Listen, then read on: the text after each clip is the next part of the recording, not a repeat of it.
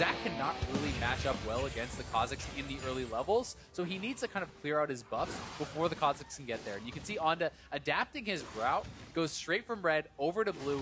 He doesn't want the potential of meeting Kazakhs at one of these buffs. He wants to clear them out before he can actually get there to try to avoid any early game conflict. You know, Onda is going to be really happy if there's nothing done by Mike Young and nothing done by him in the early levels, and even using this kind of clever power clearing type technique, you can pull both those camps to the edge of their leash and slap them together, hit them with your AoE W. Just going to speed up that clear time even more. So smart stuff, I think, from him already. Nicely done. Wards mimicked, or I should say mirrored, by the mid laners there, so they have the timing and the vision together. As Mike Young is on his red buff, and we'll see Anta start to filter down back towards his Raptor for the time being. Flame trying to get a few auto attacks in here and there, but might see some pressure from Mike Young after the little scuttle run. Yeah, and at least getting that scuttle, not only is it the gold in the experience, but it's some more safety for your top side, especially if you want to spend more time, down on the bottom where he may have to try to protect his Kog'Maw. Are you nice enough to get the blast cone as well? There you go. Oh. Like he's gonna get the trifecta, take out all the plants, get a lot of deep vision there. So really well done, honestly, by Mike Young. Pretty intelligent pathing, and it's interesting to point out the differences in runes from last game. You know, we did see a Gnar, but Impact was actually playing Fleetwood, and instead we are seeing an Airy now. So this is more about the pure damage, less about the sustain. Can be, in my opinion, kind of more focused on really getting a big laning advantage when you're going for a mastery like this. And Haunter going to be going for grass, pretty standard stuff from him. But it can be difficult to actually get a lot of those grass procs off in a melee versus range matchup. See the pings coming down to the possibility of where Mike Young might currently be in his map. You also see Wild Turtle actually electing to go for lethal tempo, and it looks like a domination secondary as opposed to inspiration, which almost everyone else is doing. And when you compare that to what Doublelift did last game, he had to press the attack, and I believe inspiration secondary instead of going this route. So this is a pretty interesting choice here. And lethal tempo can be extraordinarily strong, but the timing is what makes a lot of players kind of hesitant to take it sometimes. Is it gives you this big attack speed boost, which is super powerful, but it is delayed for about a second and a half before it actually procs. You have to hit them, wait a second and a half, then you get really strong. Right. So when you're in these kind of mid-game skirmishes and you're able to do that, to proc it and then really go off in a fight, hey, that's super strong. And when you think about how Turtle likes to play as a player, it kind of makes a lot of sense because he likes to really get in the mix of things. Absolutely. Likes to be that frontline Kalista, and this could bode well for that in the mid. It's definitely when he puts himself under that pressure where he can shine. And I'd say more than not, there are the plays that you always remember when it goes wrong, but a lot of those, a lot of good ones. A lot of those memories that have a quadra kill tagged onto the back end of it. Coming up on 4 minutes here, things are pretty quiet across the board as gold is pretty even throughout the lanes as well. Just a bit of a lead here from Keen onto Bjergsen in the mid lane, but that's being gobbled up by the top lane and a few other CS wins for FlyQuest. And so far so good for Keen. Obviously, he's up a little bit of farm. It's Summoner Spellbook on both sides, as well as the Sorcery secondary. Prioritizing things like Mana Flow Ban makes a lot of sense. So they are going to have stopwatch from the primary. That's pretty strong, and then you kind of still get the regen in that secondary tree. This is an interesting choice, but you see a lot of Xerath going for things like the Comet, because your W can hit confirm that Comet with the slow, or even something like an Airy for more heavy poke. This is going to give him more safety, perhaps later on, and more utility to move around the map and swap out summoners and have the lower flash cooldown to avoid some of those engages. So he's kind of giving up a little bit of his laning power for perhaps a bit more safety later on. Onda feels good. They just got a ping onto Mike Young. Scryer's Bloom was used towards the bot side of the map, so they have an idea where he is. They have to watch over that Mike Young doesn't come flying over the wall here and take something onto Keen. However, level 6, Emperor's Divide can make things pretty tricky for that game. Yeah, it definitely can. And likewise, if Keen is the one who wants to go aggressive, if you can Emperor's Divide the Xerath into a Zac initiation, that can be a very powerful combo, but Bjergsen will have his flash available. Could even look to TP back to lane if he feels that's necessary, but I think it makes a lot of sense to hold on to a defensive summoner for a while as that Xerath, just in case someone does show up to gank. Trying to bait out Onda here. It looked like Bjergsen might have wanted this back, but yeah, Kazakhs isn't there, so Onda's just going to go in. They thought Onda left the jungle. There's the 1-2. Emperor's Divide back onto Bjergsen. Gets a flash towards the top side, away from the danger and towards his jungler as Mike Young tries to activate on the counter gank. Nothing coming through for either team, but a flash from both mid laners. Yeah, nice little thought there from Onda. He sees the Kha'Zix is a bit out of position, so they go for the initial jump, but because he couldn't hit the elastic slingshot, they don't have that full crowd control chain to force any more than just the flash, and Mike Young coming in means the flash response has to come out for Keen, so it's really just a bit of pressure back and forth, pretty evenly played on either side. Ring around the Rosie was pretty interesting as Onda kind of played that ward. They saw him and then bided his time until he knew Mike Young couldn't see him again. Very nice little mind games from the young jungler, keeping himself active here in the early game to get a gank on Bjergsen. Stopwatch is still, and now available, I should say, for TSM to use if anything else gets crazy in this early laning phase. Certainly so, and both of the bot lane on TSM have stopwatch, where neither of them do have it for FlyQuest, so certainly no difference of choice there. Another early tier on Taric here for Stunt. I do think it makes a lot of sense, and he's going for the Biscuit delivery instead, so that is much more about the sustain, about hanging around in lane, be able to kind of withstand any sort of poke or anything along those lines. So definitely going to be hard to push them out of lane, but at the same time, I mean, Kalista is a lot about her early laning power. Yes, she is paired with the Taric, who's not that strong in the early game, but you've kind of ended up in a situation where Kog'Maw's essentially going to be able to farm uninterrupted, which, you know, TSM is going to feel pretty happy about. Absolutely, especially after yesterday, Mithy expressing that he was not happy with his play. They obviously want to have a sound laning phase this time. Get his bot laner to a position where he can help to carry the game if Bjergsen and Concert can. Yeah, and Mithy has been such a good Tom Kench player. You know, he's a very intelligent player, very good about his positioning in general, and you know, so well known for being able to play this champion at high level, keeping Sven safe, and allowing him to really excel. A lot of wards down, showing protection forward towards the bot side of the map here. Mithy getting a few of those out. Definitely could get a little pressure onto this Windrake, Cloud Drake if possible. Words. And it looks like they're just going to hang out and back for now, making sure that it's not Onda coming across the river. Yeah, and now that they are, you know, level 6 with the Kalista, when they do hit level 6 with the Taric, if you could bring the Zac down, if you could pull off some sort of a lane gank, that is a very powerful combo that you can go, because you hit your Bastion onto the Zac, that links you up for the Dazzle stun, and that feels good. That initiation is very, very strong. And you can see Mike Young here has evolved his R first. This is kind of what I was talking about, the fear that you always have as a split pusher against Kha'Zix, because even if it's warded out, Kha'Zix could just become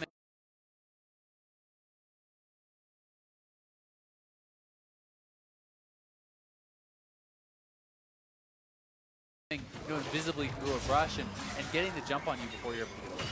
Quick dazzle onto Mithy. Looks like they'll lose a bit of pressure in the lane, but CS in their favor, and the lane is resetting. So it's just Stun and Wild Turtle trying to flex a little bit here and get control. I do think TSM has done a good job of kind of placing some deep vision in places where Zac would like to jump from. You see a ward in the Wraith Brush where Zac would like to jump from. There is a ward that Onda just cleared out that was, you know, kind of over this river area around here that was a little bit below that, and in the side brush. So these are places where traditionally it would be very hard to actually get an idea of where the Zac is coming from, but they've warded them out, and they're playing pretty intelligently around Bjergsen, trying to isolate him and keep him safe. Point out nice forward wards as well from FlyQuest, keeping themselves on the board with what information is happening in terms of Mike Young on the top side of the jungle. If he's not there, they can just assume he's in the fog of war on the bot side. So, and you can see Frostgreen's claim completed for Bjergsen, so this is a pretty interesting build. It's very popular actually on a lot of champions right now, especially in solo queue, but also in competitive play. You can just get so much gold generation from the item. It's very efficient early on, and you know, being able to complete that item so early in the game means that it's not even pushed back by your CS. When you have just the earlier pieces of that item, every time you CS, it actually delays the gold proc from coming up again. Once you have it fully completed, it's not interrupted whatsoever. So you're farming gold from the minions, you're farming gold from every time you hit the other champions. And the Spooky Ghost can actually keep you relatively safe as far as you're checking if people are around in jungles, when you're looking for invades, when you're trying to approach an objective. It does give you a lot of help. And then it also slows them down to make it easier to hit your skill shots. Build path as well feels really nice, like blasting one in there semi-early. Usually you're kind of putting together Kindle Gems or just ruby crystals in general to make a finalized item. But a little burst in power. Haven't seen him use it yet though. 119 to 112. As things have been all quiet on the home front in just about every lane. looks like Mike Young didn't get too much Kazakh's aggression off at the start. Definitely didn't, but I mean, he has great skilling in mid and top in, you know, the bot lane as well. So there's a lot going for them, and it's kind of, you know, the give and take right now that's happening in this game. There's some of the positions have more early power on one side, some of them have more early power on the other. You could say, hey, Kazakh should have the earlier advantage in the bot lane. Mike Young should have the earlier advantage in the jungle. So it's kind of some give and take back and forth, but you know, overall, both teams looking pretty good. The goal is just about that even. Yes, Flame has a CS advantage on the top side, but Monster has done a good job actually you know, protecting his turret and kind of minimizing that damage. And we'll see if once Flame is cashing out on this call, when he's getting an earlier Black Cleaver, if he can really start to and extend an edge there. Because if Onda can link up with someone and get a kill, now that he has a Rift Herald, it's likely a kill plus the turret. It is huge. Also impressive if TSM can figure out a way to just not allow FlyQuest to use that. Such a bad feeling when it happens. You're like, wait, I only have a quarter left, and we are not anywhere to use it. I feel like that won't happen at this caliber of play, but that's how big the stop is if TSM is able to do it. But you do see it from time to time, even in pro play, people having to drop very bad Rift Heralds, you know, in their jungle sometimes, in their base sometimes, and nicely done by Onda. Chest bump and he's back home. Up towards possibly Keen in the mid lane. I'm sure Mike Young's not happy with that, but will probably want his ult before he goes in next. Blue for Bjergsen, and we'll see what happens. One area you really got to point out TSM doing exceptionally well is vision. I mean, if you can just pan from bot to top, there's a massive line of wards across the entire map. Like, this is very, very impressive for them. All the way towards the bottom FlyQuest turret, all the way up towards their top red buff. They just have a massive amount of vision. Very good spread. It's not just concentrated in one area. So they should have all the knowledge of what is going on. And this kind of speaks to the fact that they're trying to not get surprised. They're making sure that Onda can't find an approach path that they have not warded out or expected to. Doing a great job of it. FlyQuest Ghosts making sure they get what they need. And like you said, Bjergsen's able to see what's going on. Even if vision they don't have theirs, Ghost tells them what's going on in the fog of war. Really great utility that TSM is bringing to the game only 14 minutes in with that vision in both ways. And Svenamithi getting a 2v2 first tower is very, very good for them. Kog'Maw, you know, kind of gets forward to this very powerful item point, had the Rage Blade already that gives them some confidence to kind of push forward and go for that, and actually went for some Swifty boots here, which can allow you to really chase people down, especially with the Fleet Footwork speed up. You have that in addition to the Swiftness boots, and you can really start to chase people down and turn these little trades into just a complete rundown where you can take someone out. See what the positioning is. FlyQuest trying to get their vision back in. Mike Young finds one. Nice dodge on the Dazzle. The flash happened with the slow still on stunt, so he didn't gain as much ground turret here, though. Wanted. Fate's call is in. Who are they saving? He says thanks to Turtle, but it looks like Stunt's going to use Cosmic Radiance. He uses it out of range of Turtle. There was no chance to get it back on him, even with Bastion. A few final shots from the Arcane Barrage from Bjergsen. And he keeps himself in the fight, but does not kill on Stunt. Yeah, Stunt just a little bit too far up there, and the vision line from TSM spots him. Mike Young fully commits to it. They know that the turret is down, so there's nowhere to retreat really for FlyQuest, despite the fact they have the Fate's Call. Despite the fact they have the flashes, they still get taken down, but this does at least buy some time on the top side for Flame to get some turret damage down here, but TSM swapping their bot lane top, trying to put an end to any sort of fun that Flame's having up here. I feel like if you watch last game, Flame will be our impact of last game. Yeah. Very, very quietly on the top side, but doing oh so much for the team and calling attention to TSM. Mike Young grabs Dragon, and just as I say, didn't do too much in the early game, he starts pulling that trigger. Yeah, he certainly does. Stunt getting caught out here. The team is not really in position. Bjergsen's already roaming down. They look at all these deep wards. Monster has like 4 wards he can choose from to actually TP to. He chooses the best one. There's no way for Turtle to get out of this one, so Bjergsen picking up the first blood. It's just really nice preparation and nice play from TSM, and I think the most impressive part about this game so far, for me, has certainly been the vision control. They have just had wards everywhere, really limiting the options that FlyQuest and especially Onda has. Rift Herald comes up pretty useful, which is good for FlyQuest after taking a hit there TSM's going to feel very confident about where to move next. Like you said, especially with all of that vision, they don't really have a care in the world, and they'll take the fight as it comes. Wild Turtle and Stunt can push up, but not too much pressure for them. Or I should say, defense support, so they'll go ahead and back. The wards still are, it's like a light bright on the map for TSM right now. The security system of wards is ridiculous. Got to give a little bit of credit to Keen, though, because this is a matchup that a lot of Azir players feel is extremely favored towards the Xerath. And this is something that I hear a lot of players talking about as that sort of a counter matchup. And Bjergsen did have counter pick, and yet Fly Keen is still up in CS. He's still doing well. Yes, the kill went over to Bjergsen. He had a nice roam, but you know, he's certainly holding his own, and especially when you realize this is a sub for the team. He's playing admirably. And then first pick coming in, that confidence was on his shoulders. He decided that would be okay coming into the matchup. Says blind pick Azir. Let's go. Bjergsen can get whatever he wants. And like you said, doing well, feeling confident. Nasher's Tooth is finished as he cleans up this wave, but getting pushed in now, this could give Bjergsen a bit of time to get a roam on, get some long range play. Infernal Drake is next, so expect TSM to continue this vision on the bot side of the map. Yeah, they're moving a lot of members bot side because Flame was behind Sven on this Kog'Maw. Wanted to try to catch him out. Doesn't look like they actually are fast enough to be able to get the players down there to do it, because although Flame was undetected, the rest of the members moving down were seen by the ward in the Raptor Pit, by the ward in the brush above red. So TSM vision certainly paying dividends again. Trying to bait something out here. They know they feel much more powerful at this point in the game. Say one pick, one catch. Bjergsen, you start this. Right now, it's just kind of going back and forth, making sure they know where all of Fly is, or FlyQuest, I should say. Haunter as well, pushing that top side to keep himself strong, and that turret down. Yeah, I mean, Haunter up a tiny bit of farm right now, so Flame really has not been able to get any sort of advantages in the 1v1 just yet, despite the fact that they picked earlier for him. They banned a lot of Haunter's champions out. Haunter is going to be on this tank and find effectiveness in team fights.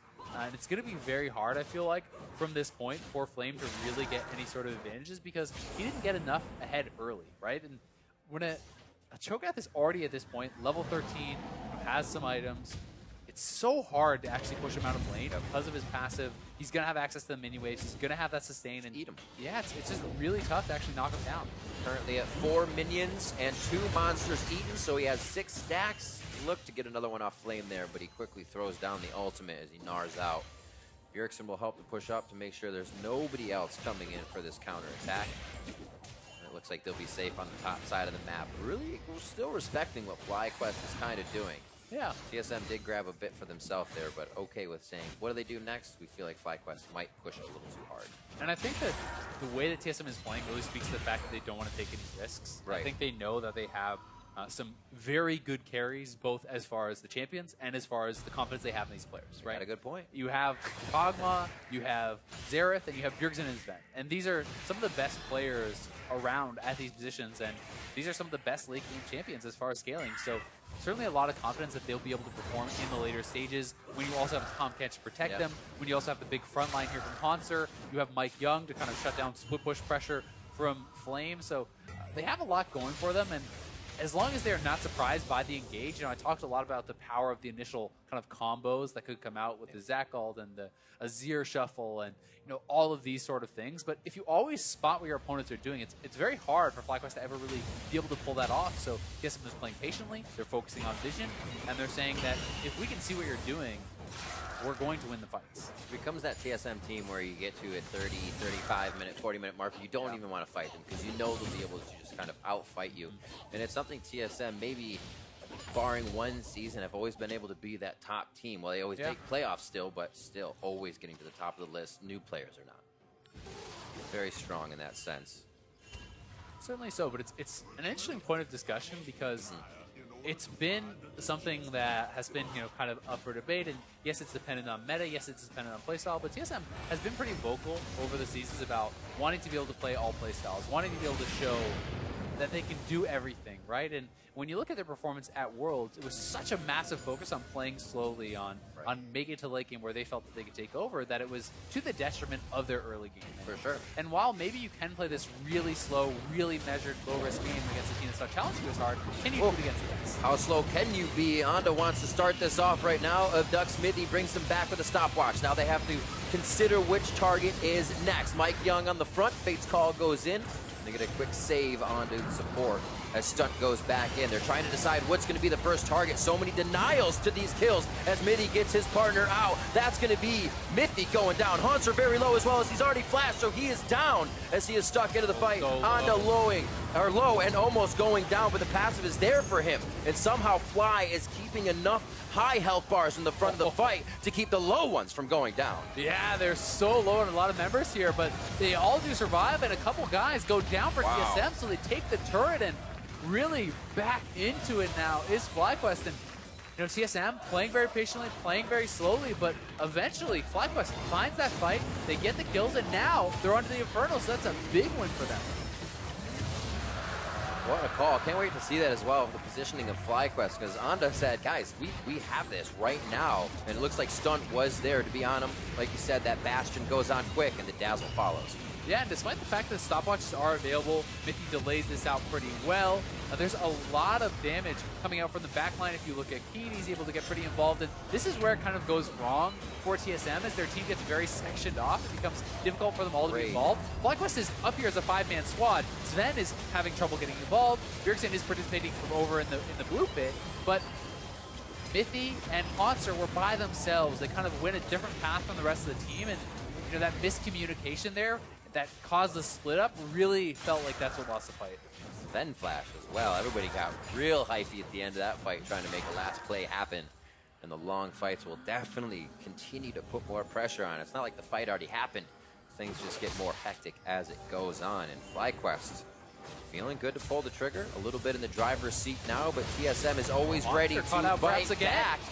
That first divide throws him in. Haunter doesn't have anybody on his backside, and there's already a defensive wall of FlyQuest members that would be in between any retaliation.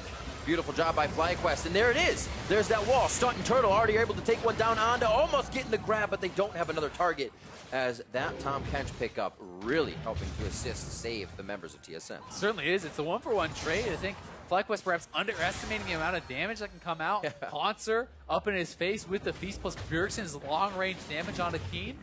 Makes it a 1-for-1 trade, despite the fact that it was kind of Haunter getting caught out. So nicely turned around. It is an even 1-for-1 there. And control around the Baron becoming the name of the game, as FlyQuest has that Kalista, has the Azir, two of the best champions, I feel, at really knocking down the Baron quickly. And when you pair that with a Turquoise AoE healing, you can stay at full health pretty much the entire time you're doing that. So there's a low cost to attempting the Baron.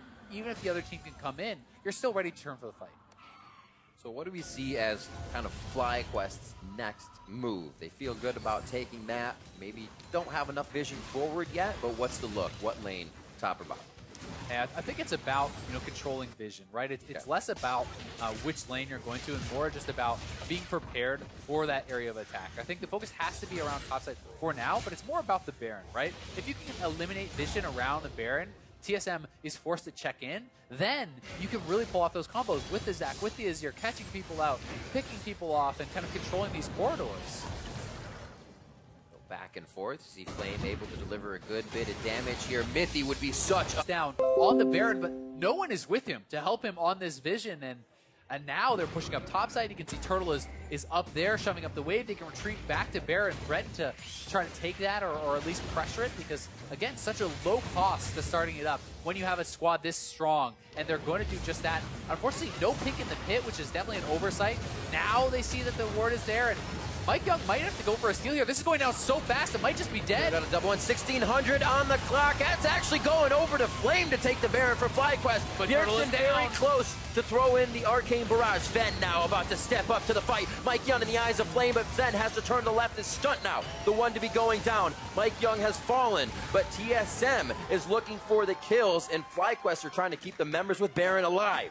Yeah, it looks like Flame is probably going to get chased down here as well. They really want to eliminate the Baron buff off this guy. He is the split pusher. Flame desperately trying to escape, but it looks like not going to happen. Trying to turn around Bjergsen. He gets the lick and makes it stick. The taste is acquired, but it is going to be the kill coming up for Bjergsen as the rest of the team files out of base for FlyQuest to prep for the rest of the members coming up. Let's see this attempt one more time. Yeah, here it is again. It's a nice call, but the smite, I don't even think the red went off. It looked like, yeah, there was actually a knock-up. So Hunter actually knocked up Turtle there, denying the Ren from coming through. So some nice coordination from TSM trying to shut that down, but it still goes over to FlyQuest. Otherwise, this would have been a complete disaster for them.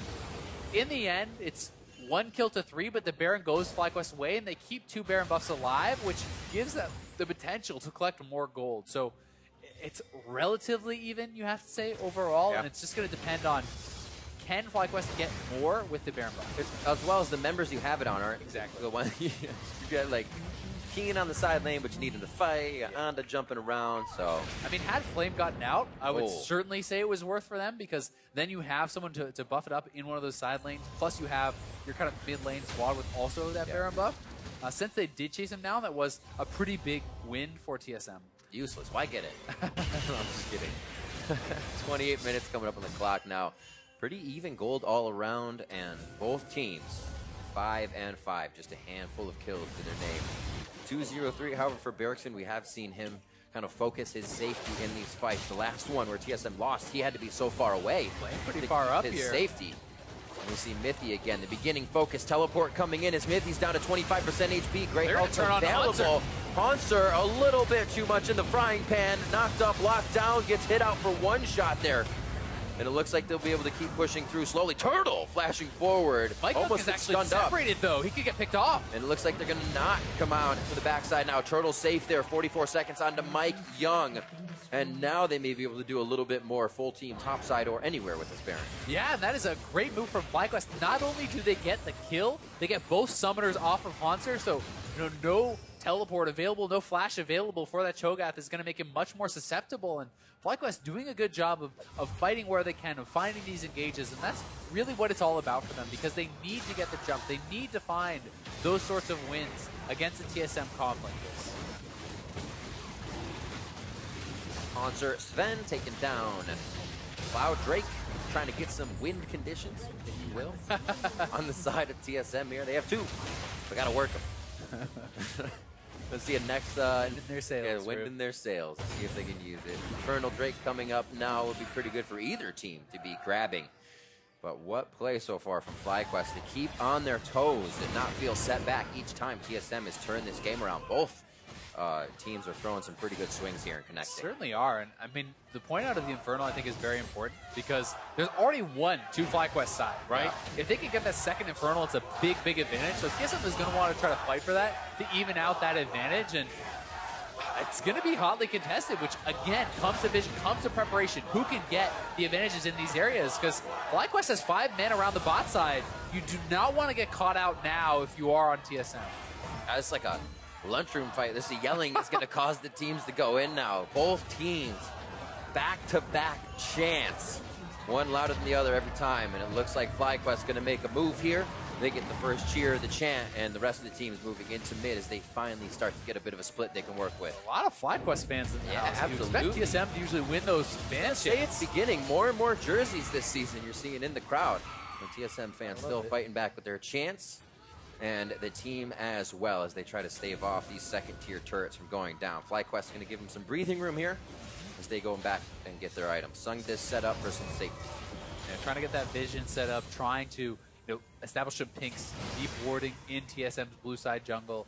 Speaks to preparation for that Infernal Dragon. They get down the scuttle. They're really trying to make sure that they have the edge. And I think that the next step to me would be Flame getting up to the top side, drawing Hanser up there, because he has teleport, Hanser does not. If you can actually force Cho'Gath to respond on the top side of the map to your teleport user, well then it's very easy to teleport down and create a 5v4 situation, which might mean TSM just has to give up that Infernal Dragon fight.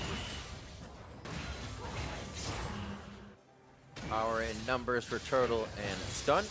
They stay together at the hip here as Keen looks like he's powerful enough now to get himself a little bit pushed up, but rule of thumb, never cross the river alone, and he stops dead in his tracks. gold evened up once again. Actually, at about 53, it was even 55, 57. So you can see how back and forth it is with just about 1,000 gold swings being kept in range. Yeah, everyone's going to have to play very carefully. I mean, these mid laners are at such a high-powered point in the game. You know, 4 items completed for Bjergsen. He's gotten a lot of gold from his Frost Queens, and 956 gold earned just from that Frost Queens, and he has a Death Cap, he has a Void Staff, and Umbrellas on top of that. So if he has the accuracy with his skill shots, you can knock down some of these carries extremely quick. But if you cannot thread those skill shots through and hit Wild Turtle, hit Keen, then it's not going to be too effective against the other members of the team. Turtle as well running barrier for himself, heal on stunt, so he has maybe a little bit more protection kind of that damage coming in if you get the barrier and heal. So you're not affecting that heal on its way in. There's a second tier turret. Good defense by FlyQuest in the jungle, however. If they just need to retreat or get to the rest of their team, they're good to go. Now they've started to spread TSM a little thin as they chip away each time at that bottom and middle turret, but they got to keep rinsing and repeating, and that's what gives TSM the idea of having that same thing, being predictable. Exactly, it certainly does. I mean, FlyQuest is moving around the map very well, though. Their map movement, their macro game has been quite impressive. Both teams fighting so heavily for vision, and it's actually FlyQuest now with so much vision around the Baron, with 15 seconds on that spawning, so looking first to that before the Infernal will be the game plan. And again, you have Kalista, they have the potential to really go for that very quickly. If you have 3 Azir soldiers plus the Kalista, it dies so ridiculously fast, and with Lethal Tempo, you're stacking the spears into the Baron even faster. You know, if you can get that procced off of someone, so certainly the ability to really get that going, and oh boy, they're going to go straight to it. It is spotted out by a nice ward from TSM, but are they too slow? I don't know. It's only down to 5,200 here. A lot of damage coming in. Burst Divide to stop them in. It would be the jump. There's the smite from Anda. They want the fight. Is in with the dazzle. Wall with the Bastion onto Anda. Will he be able to abduct the entire team? Oh no, he just brings one back. Mithy has to get out. Bjergsen again with the range, delivering in thousands of damage, but it's across the team. Sven in the back line getting taken down by Anda and Flame, and they're able to do the damage to Mike Young, to do the damage to everybody they need, and Bjergsen is forced to head home. And look at these waves. They already have the waves going. That top wave is huge. They're going to push up mid. They're going to push up top and potentially knock down some inhibitors here. Bjergsen critically is alive and will have some strong wave clear, but I'm not sure if it's going to be enough for them to keep these inhibitors alive, because the super minions could be spawning pretty quickly here with the Baron buff already active. Knock these down and game starts looking pretty grim. The range that Bjergsen now has to play against with the lead FlyQuest has. He's looking for Keen to get on him, Anda to get on him. He should be spamming Qs and Ws the entire fight, but he can only get that ult out with only That's 2 inhibs of those damages. 2 inhibs going in, and FlyQuest turns on the afterburners. And they have time to still get over to the Infernal. So they have the Baron recall. They reset, they buy. They're rushing this down, and they see Hanser coming in keen. Nice Emperor's Divide, disengages the fight. The Ren comes through. The Taric ultimate so well timed from stun. I mean, TSM cannot fully engage into it. And then on in the back line, finding his man, getting on top of Sven and Mithy. They have to flash out. Flame flying in there, following up, and you can see them continually piling onto Sven, so he cannot get the space to deal the damage that he needs to do, and this is just so well done. The shot calling, the execution from FlyQuest is just at such a high level. And there they are, as you said, back to be able to grab Infernal uncontested. They make a move to the bot side. I mean, this could very likely be the death push here, Riv. You have the Baron buff, you have double Infernal, you have FlyQuest with 2 inhibitors down, looking to knock down the third and put TSM to a 0-2 start.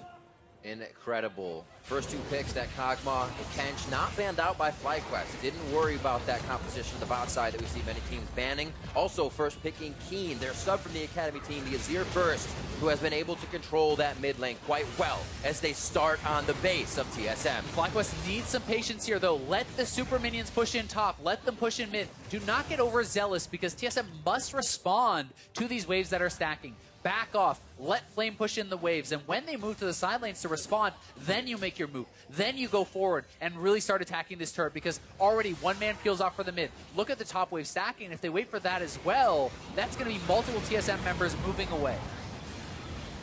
Double lockets, Mikhail's there as well for Wild Turtle's safety. Get out of a scary situation, and this may be just enough. Locket of the Iron Solari goes down from both members. So now they're out of that. that is not what you want to see. I mean, they're getting too antsy. They're moving forward. Yep. Now the super minions are in the base. They literally just had to wait one more wave, and that's a free inhibitor and likely the game ending. But instead, they get too antsy. They move forward, and Bjergsen nails all of his ultimate hits there, taking down Turtle through everything. We know TSM to be that 30, 35, 40-minute team. They get the fight they want. Flame's going for the base. He's looking for the back door. Flame is getting into the base. I should say front doors. The minions take down Nexus turret number 1. Stun is running for his life. End the game. Suede shoes on as he tries to dip dodge back and forth. But the minions are not heavy enough along with his damage. And too many members are backed already from TSM, quickly seeing him enter the base. However, that was a huge play for FlyQuest to get that pressure on one Nexus turret. Yeah, they couldn't stop the backs. If Stun could have gotten in there or Onda was still around, someone could have stopped the back from Sven. That could have actually been the game there, but certainly a mishandled push there from FlyQuest. I think that should have been the game in a situation like this with the advantages that they have. I feel that the only way for the other team to actually get back in it is you making a mistake. And they really did give that to their opponents. You have 2 waves of super minions. You have the Baron buff. You have a double Infernal advantage. You have a gold lead.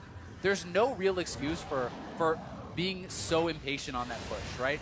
Every bit of work that you've done at that point is about getting the super minions into the base. And if you do not allow them to draw the pressure first, then you don't really have the advantage. But it's so easy to just want to go as them. Yep. It's so easy. Here it is. I mean, Turtle steps forward, gets hit by a Q that does most of his HP. And look at this. Bjergsen hits 5 for 5 with the Xerath ultimate. The rank 3 Xerath ultimate hits all 5 shots plus his Q, pinpoint accuracy.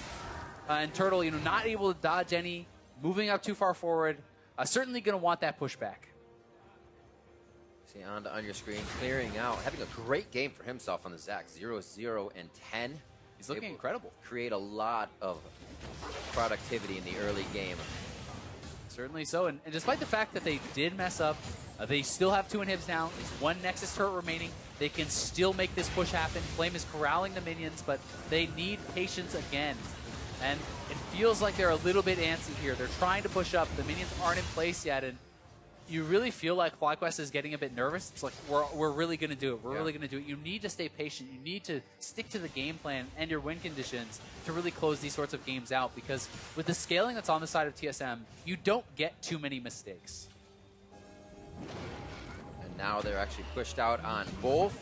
More breathing room for TSM and an unfortunately mismatched waves for FlyQuest. Do not allow them any further into the base. It's hard to believe the game still continues as such. You have 1 Nexus turret down, the entire left side of the base is crushed, but you still can't get in. It's still too strong for TSM with that 1 turret up the way they've been playing. And I mean, with the inhibs up, right? That's a lot of the advantage now gone for FlyQuest.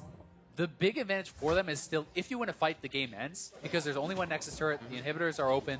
That is the edge that they still have, and the double Infernals is still on their side. But if TSM can keep winning fights, if they can keep defending, this game can certainly still be theirs.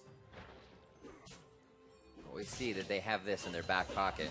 When everything looks terrible, just wait it out and usually come out with that fight. We scaling. I still need 2 more items. Actually looking at who does need items. Bjergsen's full up. Boots and all with that Spelthies. Sven as well. Both the carries are 6 items, right? This is monstrously scary set of carries here. I mean, now for TSM, it's going to be so hard for someone like Turtle to get in on the Kalista when you have 2 long-range carries pumping out insane amounts of damage. Like you saw, the Q did about 80% of his health. Oh, this is not looking good for Onda. Obviously has to use the ultimate to get out. Get himself to safety as TSM starts feeling pretty good about a few of these engages, or at least pushing themselves forward to jockey for position. I think it's a good call there from Onda. Yes, you don't want to have to expend the ultimate like that, but it's highly preferential to a flash, and since it's uninterruptible, once you're casting it, you know you're going to be able to get out, and I think it's just a better safe than sorry type of situation.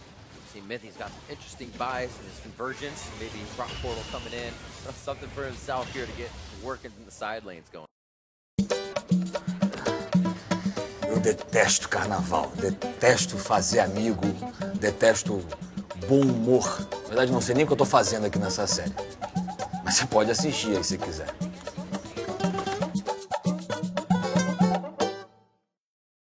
Ô filho, outra vez.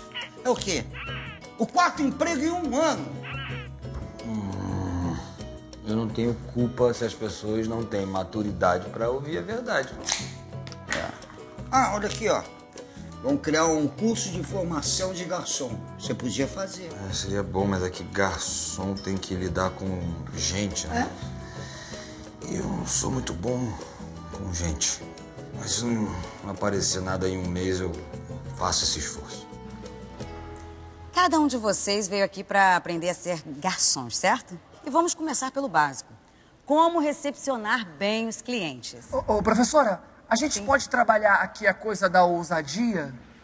Como assim? Então, é que eu sou uma pessoa ousada, entendeu? Eu nasci assim, né? Nem pra esnobar, nem rir nada não, tá? Então eu chegaria pro cliente já abordando ele, por exemplo, com origami de guardanapo, que é muito simples de fazer, tá, gente? Ó, você gira aqui, ó. É uma coisa fácil mesmo. Já vira aqui uma gaivota. E se pintar, vira uma arara. Olha que interessante. Botou salgadinho aqui em cima, ó.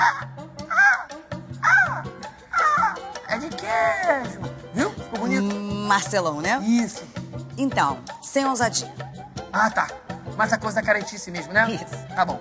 Sei lidar também. Obrigada. Valeu. Tem coisa que não dá certo, então a gente deixa pra lá. Acho que a gente precisa fazer com que o cliente se sinta. Tô doido pra chegar logo a aula que ela ensina a pegar o arroz. A aula do arroz, quando o garçom pega o arroz com aquela garra, que é o garfo e a colher, que mete assim a mão assim. Cara, é perfeito, encaixa aqui. Aquilo é mágico. Eu chego a ficar arrepiado só de imaginar o garçom fazendo aquilo. Tô tentando prestar atenção aqui, tá? Prestar atenção? E meu irmão, quer virar garçom assim? Garçom tem que estar prestando atenção em tudo. Não precisa olhar em mim, no outro lado. Tem que prestar atenção em tudo, pô. Você sabe tanto assim, tá fazendo o que aqui no curso? Eu fiz besteira no bar onde eu trabalhava. Aí um cliente filmou, mostrou pra minha chefe, a Dulce. Aí veio Dulce, Vavá, todo mundo fala na minha cabeça. Eu quero saber de sua vida de Vavá, de Dulce. Eu quero prestar atenção na aula e não fazer amizade. Compreendeu? Caraca. Não te fiz nada, por que não quer ser meu amigo? Porque eu não gosto de você, cara. Você é um grosseiro. E você é um erro grotesco da natureza, cara. E você é a pessoa mais grossa que eu já vi na minha vida inteira. Vida inteira. Eu tenho 32 anos, a vida inteira eu já vi. Dedico esse prêmio aí a todas as pessoas que me encheram o saco durante a minha vida. Será que dá pra duplinha fazer silêncio? Olha aqui quem foi, professora, que começou falando um monte de besteira aqui no meu ouvido, aqui o tempo inteiro na sala de aula, quando eu quero me concentrar, mostrando pra senhora a gaivota que eu fiz. Oi, professora, o meu tá igual ao de comercial. Só que ao contrário, que tá mais a espuma aqui em cima e... Vamos tentar novamente? Vamos tentar novamente. Mas tá quase lá, né? Mauro, com essa cara fechada, não tá. Garçom tem que ser simpático. Ah, tá. Nossa, mandou muito bem, hein? Quem? Você, ué? Pediu sua opinião. Eita! Ih! Deu errado! Toma, distraído! Toma! Oi, professor, desculpa. Tava me vingando aqui um pouco. Meu coração!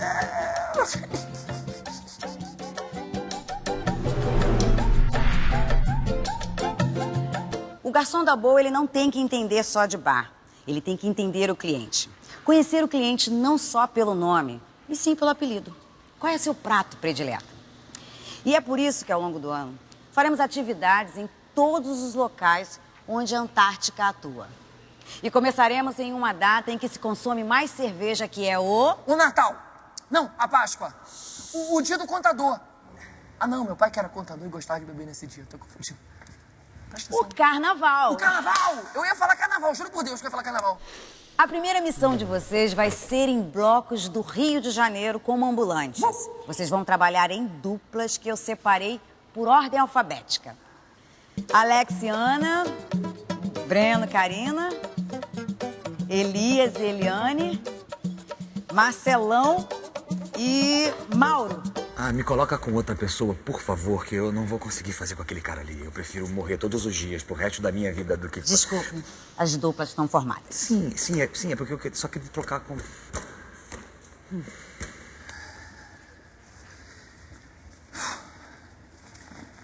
Você tem que relaxar, hein, Mal Mal? Aí, pensei em te chamar de Mal Mal, sabe por quê? Apelido dá uma certa credibilidade na amizade da gente. Também pensei em Mal-Humorado. Mauro-Humorado. Mas eu falei, pô, Mauro-Humorado é grande, acho que não vai pegar. Eu vou ter que aguentar o curso e agora aguentar também você dentro do curso falando comigo mal. Por favor, cara. Mas vem cá, só um segundo. Se você não tá aguentando o curso, tá fazendo o que aqui, então? Por que você não desiste? Não entendo isso. Eu vou te explicar. Eu não desisto porque eu não aguento mais meu pai me cobrando. Eu preciso me estabilizar em qualquer emprego. Eu não sou que nem você que faz tudo de errado e acaba dando tudo certo. Mas peraí, Mamal. De verdade, sabe o que eu acho que tá faltando em você? Ah. Tá faltando sorrir. Sério. Aí, ó, esse sorrisinho aqui já é alguma coisa, entendeu? Sorrir atrai coisa boa, cara. Vamos tentar? Vamos dar uma aquecida nessa dentadura. Vai lá, vai. Aí. Tudo bem, um sorriso um pouco assustador. Não é que é ruim, não. Mas eu queria um sorriso, uma coisa mais assim. Estou sorrindo porque quero a sua amizade. Esse tá mais assim. Se tua família dormir, vou matar todo mundo. É mais, entendeu? Aí, esse é bom. Fechou nesse. Esse aí é bom, mamão. Esse é bom, mas desligou. Tá vendo, mamão? Você tem que manter aquele último sorrisinho ali que eu falei. Hein, mamão? Mal-humorado? Cara, difícil, brother. Ali sua cá, cheguei, meu amor. Meu amor. Caraca, e que isso, gente? Tá chique o jantar hoje, hein? Quem vai jantar aqui? Machado de Assis? É, engraçadinho. Não, meu irmão que eu convidei. Mentira. O negócio tá ficando sério então, hein, cara? É, não vai poder mais fugir não, tá? Caraca, eu vou conhecer... Você é ele. Já? Meu cunhado.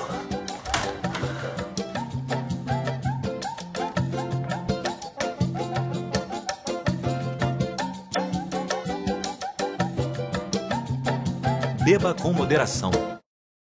The one answering him, which makes it a little bit tougher. Yes, he can respond with the ultimate and things from long range, but when a high-powered carry is the one down there responding, it does open up more opportunities to perhaps go for an initiation on Kog'Maw, but Bjergsen clears out the wave quickly, is back to the top side, and he can kill those waves so fast because it's not a Baron buff that he's dealing with. You know, it's just these regular minions that he can essentially one or two hit a wave. You can expect, looking at the members on screen from both teams as well, Iron Elixirs, Sorcery Elixirs, Potions of Wrath as well are already being used, because you need to put your money into something at this point. Exactly. It's the late game. You either buy a bunch of pots or you swap around all your items. You try to optimize. Yeah. This is one of those kind of interesting points where it's something that you don't normally have to deal with. You have to think about, hey, okay, well, I have 6 items, but is this the best possible 6 items? How much do you need in survivability? How much do you need in damage? You know, if you're Turtle, you say, nope, I'm going to dodge everything, I need an IE, or do you say, hey, I actually need to survive here? And Onda, getting caught out, is going to have to use the ult to jump away again. Deja vu, same spot. Baron is up, though, and again, the dance starts. If you can get that Baron, you can maybe knock down that bottom turret, and this is something that FlyQuest has had to look at. You know, not 1 Baron ago, but 2 Barons ago, they were very close to ending the game. They're rushing this down again, but Flame is not quite there. Will it go down in time? Got that Zeke's Divergence on Sven. There's the best of Voyage coming in. Mike Young, Flame for the backside. Down about 20% HP. Flame says, walk this way. Yeah, I am trouble, and I will give that to you. Flashes out, calls a bit of the abilities over. Big fight here between the junglers. In a 1v1 scuffle, Keen's going to get over. Void Ooze misses stunt. They're not able to catch up to the fight, and they lose. Mike Young, Baron's already down, but this is a big push here for FlyQuest. That could be the game-ending pick. 60-plus seconds on the death timer here for Mike Young. Baron buff up. They will be pushing in. The waves are at top. They're in the mid lane. They're looking to at least get all the inhibs here, if not get a game-winning fight. And they are poised to knock down TSM. Pushing down to the mid lane. The top's only going to take a few shots. I should say the bottom is only going to take a few shots with that inhibitor turret being up. Onda threatening. Yeah, absolutely threatening. Goes to take that, gets ruptured up into the air, but Turtle and Keen on the left side playing safe. They kick him back, but they also get Mithy. They're going to have to leave the base if they even want to stay alive, and that's not going to get him the game. Mithy's going to go down.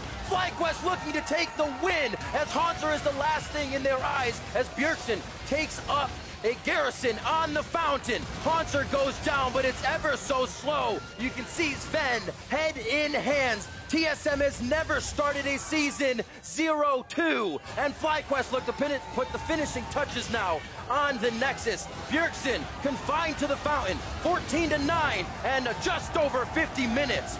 FlyQuest take victory over TSM.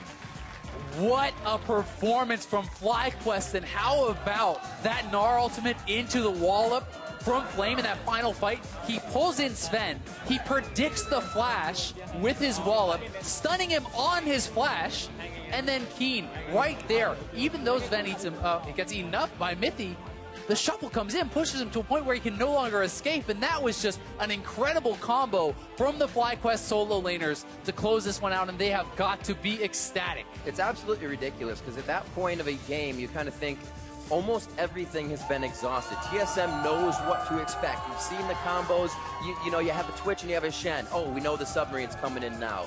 But that was actually the first time they were able to formulate that against the team, and TSM did not know how to respond in that split decision. Exactly, and I mean, so much credit to FlyQuest for their play around the Baron.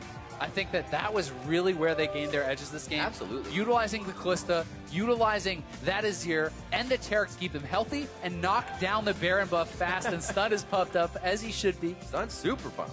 I mean, they were bold.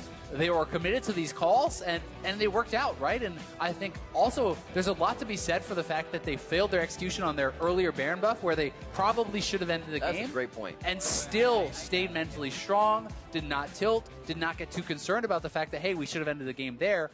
And it wasn't the next Baron buff that ended the game. It was the Baron buff after that. So staying patient, staying even with TSM in this super late game where TSM has all their items, has all their options, and still was found wanting against FlyQuest. And it's interesting to think, are these teams right now, I don't want to take anything away from the teams, but are they right now kind of preying on uncoordination, or are we seeing teams in the early part of the season kind of have those definitive knowledge of their advantage, use that advantage, and then be able to pull back when they need to, but still go forward? As we said, they messed up that first Baron, but still came back and were able to put it on the next. And I mean, I think it's a tough question, right? There is some things where teams are changing around, some teams have to come together, but so does FlyQuest, right? So do a lot of these players. Very and true. I think what we're seeing is that there is a lot of parity right now in the NALCS. Some of these teams that you're saying, oh, Optic could be at the bottom of the league. Well, look how competitive they were today with Liquid. FlyQuest, well, they might be a bottom team. Yeah. They just beat TSM, right? These are two of the teams that most people are predicting to be at the top, and I think these teams have a lot to be proud of. Great few games to start off day 2. We have a lot more to come, but right now we're going to send it down to Avali May.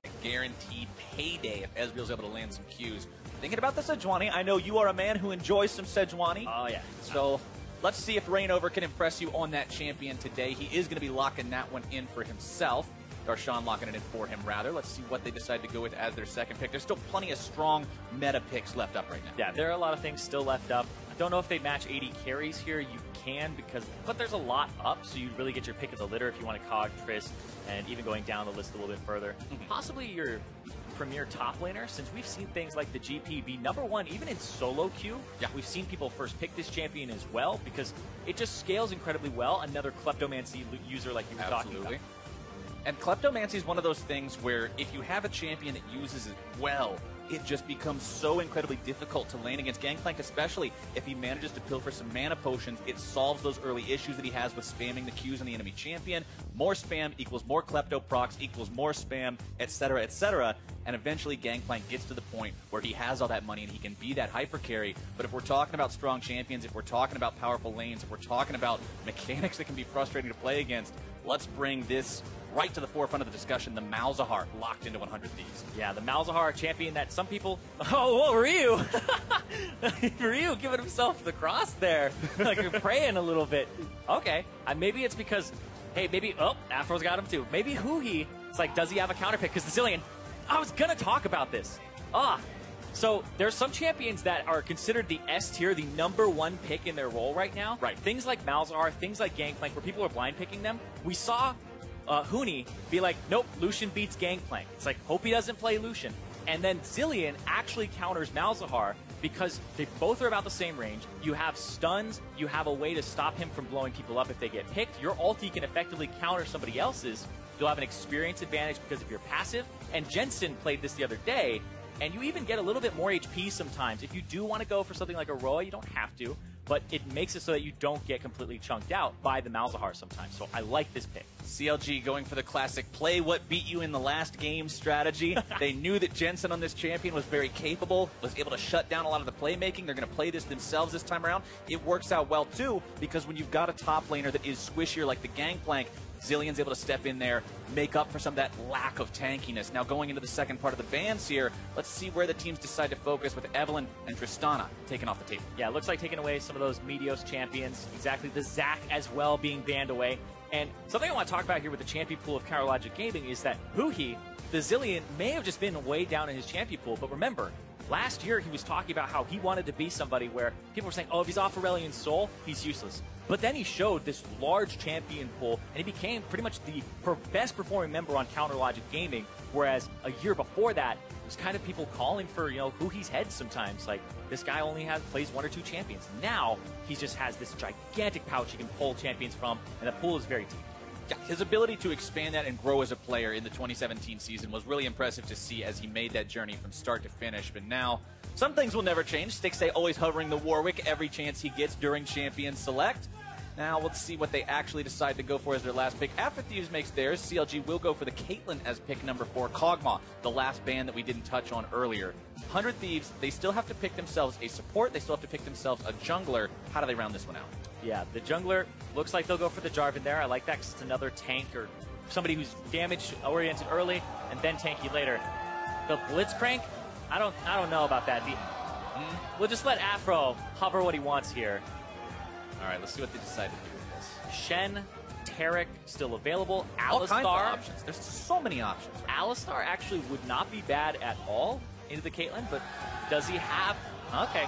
Nope. It's the Braum for protection. The crowd's disappointed, man. They were really wanting that Blitzcrank, but not today. You're going to get a different champion with the tanky B name to start. So you got Braum. That's something. All right. To see what Afromu's able to do on this champion to keep those big damage dealers protected, to be able to make sure that Cody, Sun, and Ryu are not going to get hit by any big skill shots. He can block a lot with the Unbreakable, and the response to that is going to be CLG picking up the Janna. Oh, this is a classic, but a dirty classic here. It's the Caitlyn Janna bottom lane. It's something that they basically just use the Caitlyn to be the only person in the lane, just auto-attacking down. The Janna has a lot of presence, and I was talking before about the state of the bottom lane, where we're seeing a lot of basically supporting the AD carry and being an enchanter. Versus 100 Thieves. We talked a little bit already about how the outcomes for these teams, and honestly just the way the games played out on day number 1 were very different. CLG with the early lead, bullying the enemy jungler, taking control of the lanes, but then things sort of fell apart against them. Cloud9 was able to come back. 100 Thieves going up against Optic Gaming, the Thieves down early, the Baron making it back, they're able to drag things out and eventually win this 64-minute war of attrition. Now both teams have had a bit of time to analyze what went right, what went wrong, because there were plenty of good and bad. I'd rather wake up next to a stranger than wake up next to you. 'Cause you're covered in stain. Do you know who you are? I'm so glad I'm not you. This ain't the end of me. All the things